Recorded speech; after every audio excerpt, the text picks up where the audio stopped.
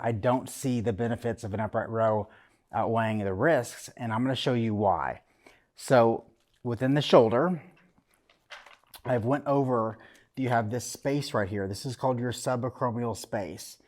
Here's your scapula right here, this bone, and then it runs into what's called your acromion. And then you have a ligament in here that's called your coracoacromial ligament. And you have these rotator cuff muscles that lie in this little space. One in particular is called your supraspinatus muscle. And this tendon runs right in this subacromial space. An upright row is essentially a setup for impingement because you're internally rotating your shoulder joint as you hold the bar. So you've got this bar out in front of you. Here, this thing's holding our fake bar. So you're internally rotated to the shoulder. And then as you come up and your elbows flare out, you're pulling this bar up towards your chin. This is abducting your shoulder. This is like taking your shoulder out this way in a lateral raise because you're moving your arm out this way with this internally rotated position. And it's taking this tendon and it's mashing it in the subacromial space over and over again. This is due to the motion, internal rotation, combined with shoulder abduction. This is one of the reasons why one of the most common motions to tear a rotator cuff in is the motion of taking a baby carrier and putting it into a car, because it's basically an upright row. You have this carrier and you're putting it into a car, and it's that motion that is a very common setup for rotator cuff injuries.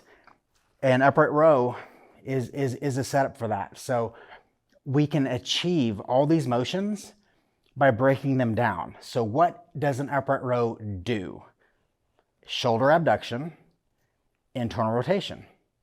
So how can we achieve the exact same things that an upright row does? Well, we take those motions and then we work them out appropriately. You can work shoulder abduction doing side raises. You can work internal rotation doing other things. Abduction and internal rotation typically aren't the best combo together, so you find out ways to work out your traps, your deltoids, all these things that exercise is targeting without the negative consequences. This is how we make exercise decisions. This is why it takes an expert and somebody who knows what they're doing to help guide and assist you along the way. There's no reason why you should know this. There's no reason why any of you should have any of this information unless you just freaking take random courses on your own. There's just no way to know this stuff.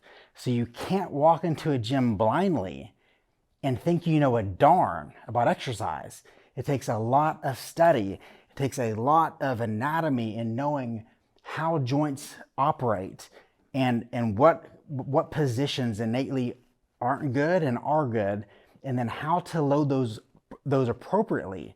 One thing you're gonna find in this muscle growth blueprint course is I'm gonna change the rules a few times.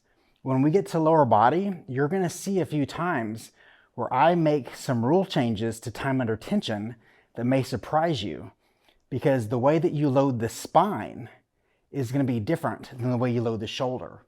And the way that you load your biceps is going to be different than the way you load your spine.